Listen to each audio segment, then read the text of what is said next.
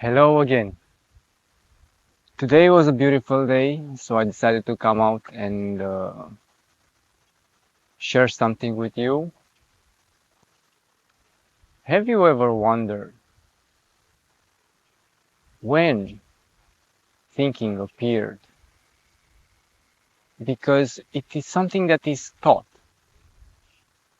When you were born, you weren't thinking, you were observing, you were absorbing behaviors, examples, everything from the surrounding. When you think about it, thinking was taught by the examples around you, from parents, family, relatives, friends, teachers. So why, in the present moment, there are parts of our thinking that actually are against us? I was sharing an example of how I fell in love for the first time and how by me going to hugging that girl that I started to like to love, I stopped doing that because on my way there, a thought appeared in my mind, a thought that actually made me think on scenarios that weren't actually real. Like, what if that happens? Or what if that happens? Or what if that happens? And by feeding that thought, I created a personality that lasted over 18 years. Like, at 18, 19, I still had my shyness personality. So every personality that we have in our mind, it's the result of a thought that we observed and heard from the environment.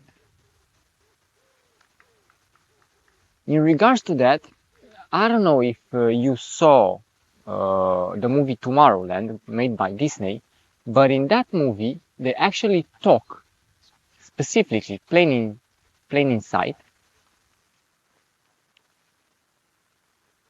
about if you know the right frequency, you can plant a thought in somebody's mind, and that person will think that the thought is theirs, and he or she will identify with. So when you think about it, thoughts can be planted through the right frequency in somebody's mind. So thoughts can be directed to an individual or a collective on the right frequency. It's interesting since we arrived at the conclusion that everything around us, and including us, it's vibration. So if you take in consideration these two parts, you will actually understand that our thoughts are not our thoughts, and we actually are just the ones listening to them. And when we listen to them and when we observe them, we feed them with our awareness, the awareness that creates reality. So when you take a thought, plant it in somebody's mind, and that person invests the attention into that thought inflates itself and starts to direct that person's life, pulls it in that direction, pulls it in that direction.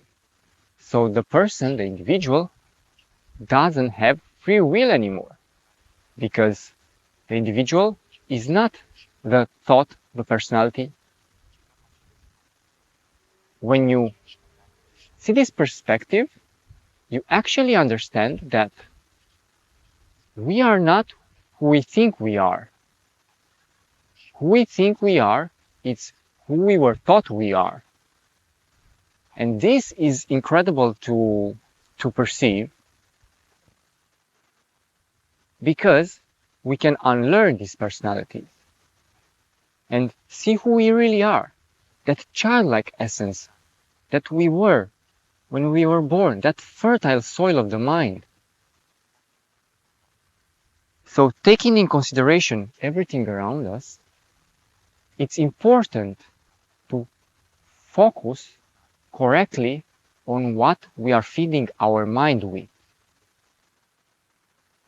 From books, movies, games, TV series, shows, documentaries, everything, it has an impact on ourselves, because everything we focus on, we create a reality of. So we are actually the creators of everywhere we invest our attention. It's amazing to discover that the power was always within us, but through language and suggestions, we were told we are something else, like a tyrant imposed on us a sleep, a curtain above our perception. It's like the veil itself is the field of information of thoughts, because the thoughts were spread across the collective, across this realm, and humanity started to move into different directions. If you look at the spelling of, let's say, Hollywood, the magic stick, Hollywood, it actually imposes propaganda through the stories they write, the scenarios of the conversations, the elements in the scene in every part of the movie or series. What if we are not supposed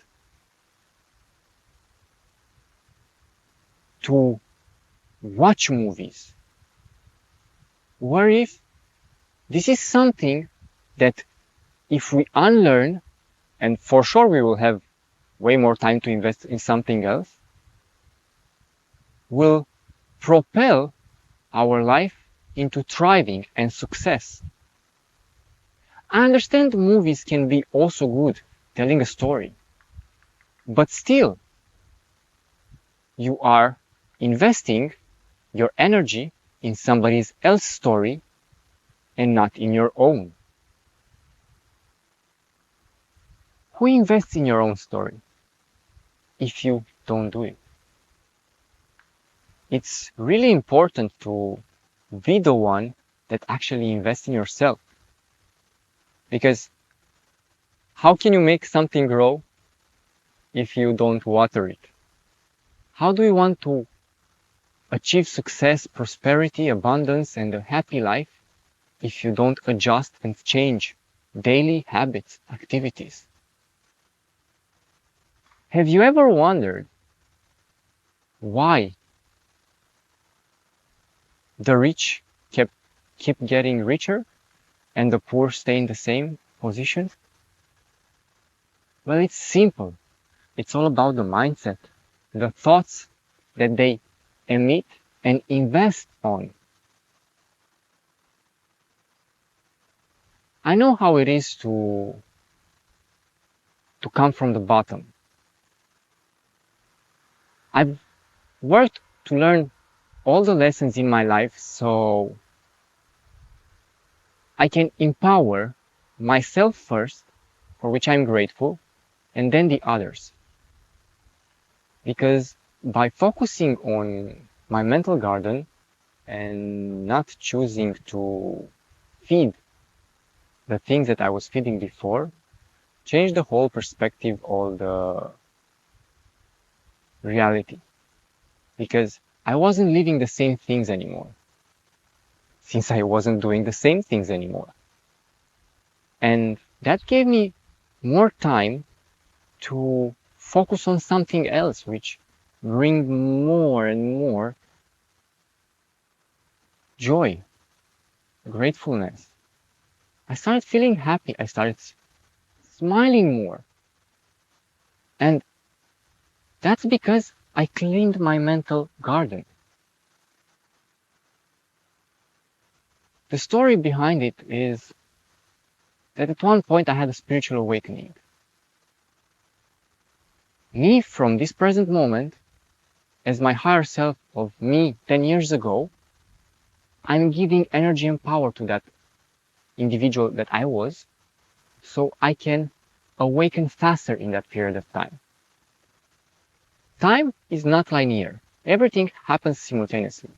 If I'm talking about a past moment in my life, I'm giving meaning and power to that moment. So if I'm talking right now about that moment, I can change how it happened. This is the idea that time doesn't really exist. All it is a spiral of now. Now here, now there, now tomorrow, now everywhere. Going back to my awakening, it was a point that I understood that I didn't know myself. And I had to go within and awaken my intuition. Not only awaken my intuition, but learn, why am I here? What am I supposed to do? Because I was an individual who was spending many hours playing games, many hours watching movies and TV series, which through time, I stopped totally. In the right now moment, I don't watch movies, I don't watch TV series, I don't play games. Even though it's a period of 10 years in between, it's an amazing difference. The way I was feeling back then and the way I'm feeling right now, it's 180 degrees. Back there, I was a person who was running away in gaming because I couldn't control anything outside because of the authority that was imposing on me that I'm a child and I don't know and I cannot do stuff like that.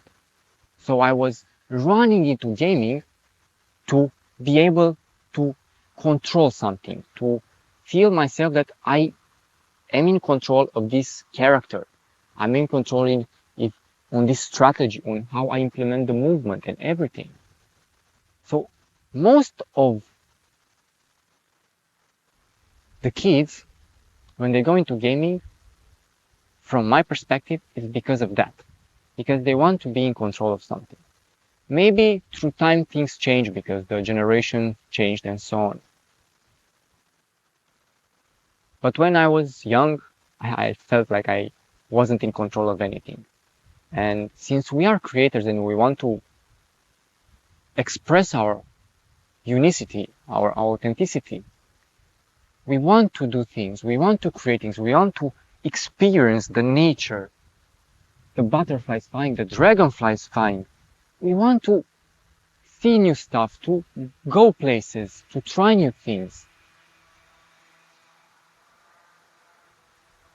It's incredible how we got to a point that we are not actually what we are hearing in our mind at all.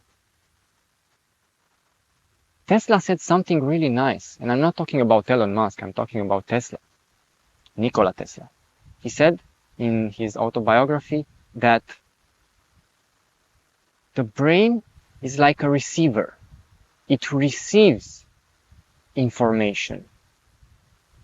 And when he was young, he actually went back to the cause of his thoughts, and that's how he managed to bring so many technologies that were out of that period of time. So where do thoughts come from? Who generates them? And what is the objective of each thought? Now, moving a little bit back of what we are talking about movies and series, what are the objectives behind each and every movie? That's a really profound question to ask yourself.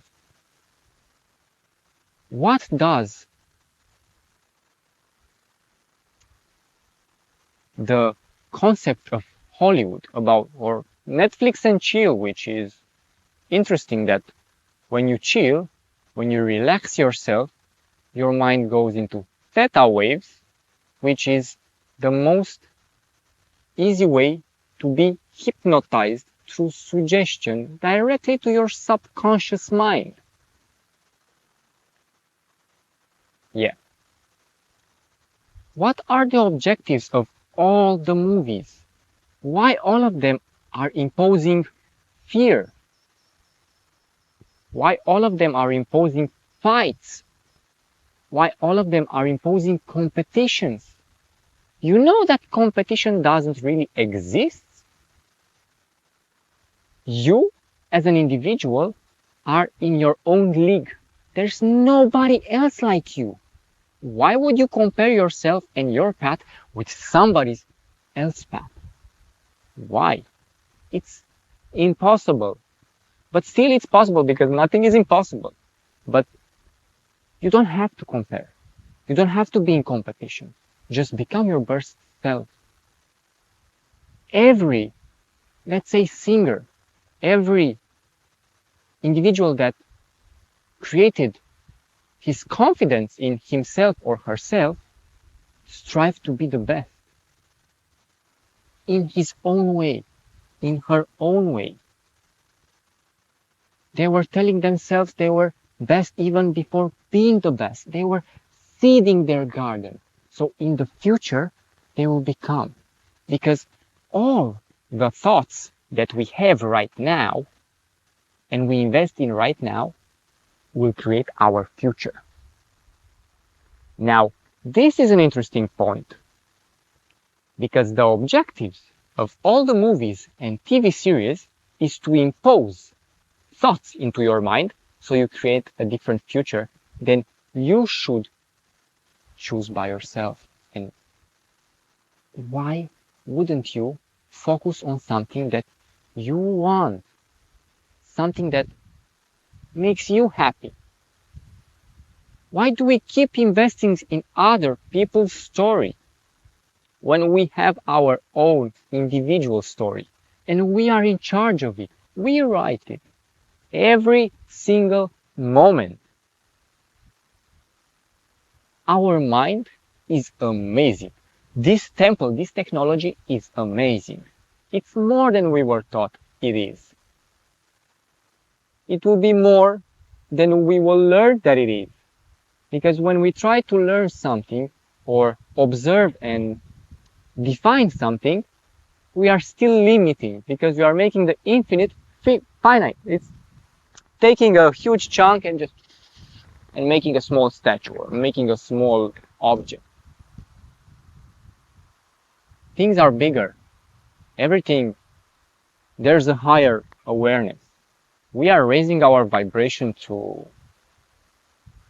become our best version. That's what we strive for as individuals. Those thoughts are doing the opposite of what we strive as creators, as divine individuals, divine humans. Because the example I was giving earlier when I was young and I fell in love with a girl, I wanted to go and show that girl that I loved her. I wanted to hug her. But that thought appeared in my mind and showed me the bad things that could happen if I would do that. It was exactly going against my own will. So the conclusion is that the thoughts we think are ours and the thoughts we identify with and we feed them and they became our personalities are against our pure expression. It's against our childlike essence. And I'm going to make a plot twist now. So We are the creators of our own reality. We are not a victim of outside circumstance. We are the ones as a whole that created these thought patterns so we can learn to unlearn them, so we have the experience and gain wisdom out of it. When you see it from that perspective, you actually assume your responsibility for that energy that was against you, because you actually choose to see yourself as the one that created it. And by switching this energy, you're actually getting to the point where you are in control of your reality and not someone else. And when you choose to assume that responsibility, you can actually make the difference. Because you're not playing their games, you're making them play your game. That is empowering. Not only for you, but for the whole. When you choose to change, adjust a little bit every day, you're making a huge difference. Because every change you're making at yourself will impact the greater whole around you. Because change comes from within. The cause was always within. That's why they are implanting thoughts within the mind. The effect tries to become the cause, but the paradigm switches.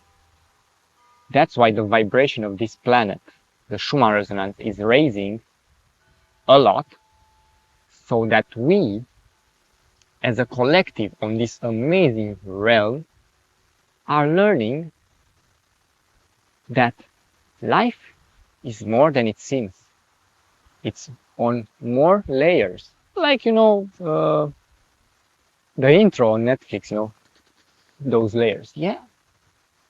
They have deep understanding of life and about this game and how to play it.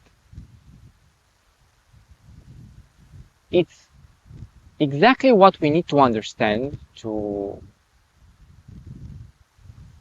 move forward with our life from a different perception. A perception of power, a perception of confidence, a perception of authenticity. We are the ones we are waiting for. The savior is within. It's not outside, it's not in another temple. The temple, it's the one in you experience life.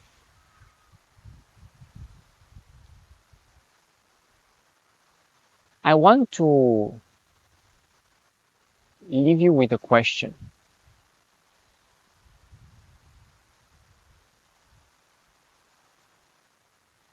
Why do you think procrastination works like this? When you're trying to do something new, to create, let's say, a new personality, a new discipline, to be consistent in a specific direction, the old personalities don't let you create something new and always switches your attention to different stuff so you don't build something new. Why? Why the old personalities don't want to die so new ones can be born? Because when you're not feeding them anymore, all that energy that you were giving them comes back to you and you are investing in something else. It's the same with gardening.